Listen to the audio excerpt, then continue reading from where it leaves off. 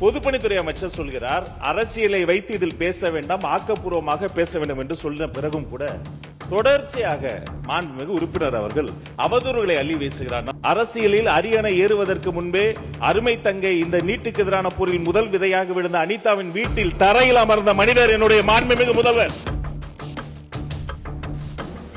அனிதாவின் உடன் பிறந்த அண்ணன், உடன் பிறந்த சகோதரன். அனிதா வாங்கிய அந்த +2 மதிப்பெண்ணை டி-ஷர்ட்டில் போட்டு அலைந்த மாமனிதன், மணிரத்னம் மட்டுமல்ல, உடன்பிறவாத அண்ணனாக நின்று கொண்டிருந்தவர் என்னுடைய மாண்புமிகு முதல்வர்.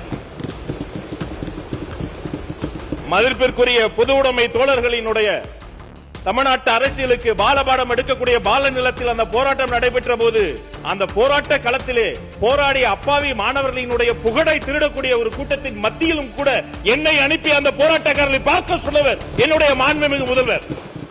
ஒரு நோய் தொற்றில் குழந்தைகள் இறக்கலாம், ஆனால் ஒரு தேர்வு முறையில் இத்தனை குழந்தைகள் இறந்ததை எல்லாம் அம்மா சுட்டிக்காட்டிய போது இந்த அரங்கம் அதிர்ந்தது. வரலாற்றில் முக்கியத்துவம் வாய்ந்த ஒரு நீட் எதிர்ப்பு சிறப்பு தீர்மானத்தை மாண்புமிகு சுகாதாரத்துறை அமைச்சர் கொண்டு வந்திருக்கிறார்.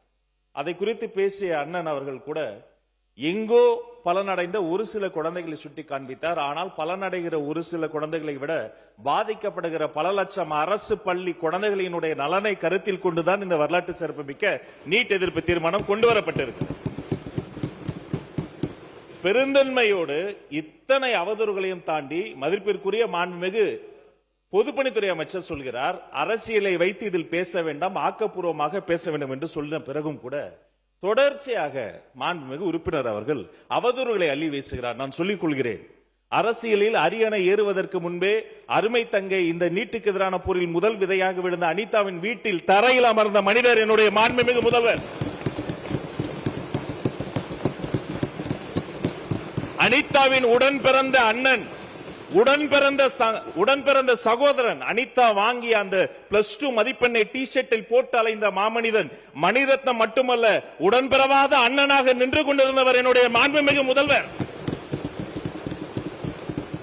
மதிப்பிற்குரிய பொது உடைமை தோழர்களினுடைய தமிழ்நாட்டு அரசியலுக்கு பாலபாடம் எடுக்கக்கூடிய பால நிலத்தில் அந்த போராட்டம் நடைபெற்ற போது அந்த போராட்ட களத்திலே போராடிய அப்பாவி மாணவர்களினுடைய புகழை திருடக்கூடிய ஒரு கூட்டத்தின் மத்தியிலும் கூட என்னை அனுப்பி அந்த போராட்டக்காரர்களை பார்க்க சொன்னவர் என்னுடைய மாண்புமிகு முதல்வர்.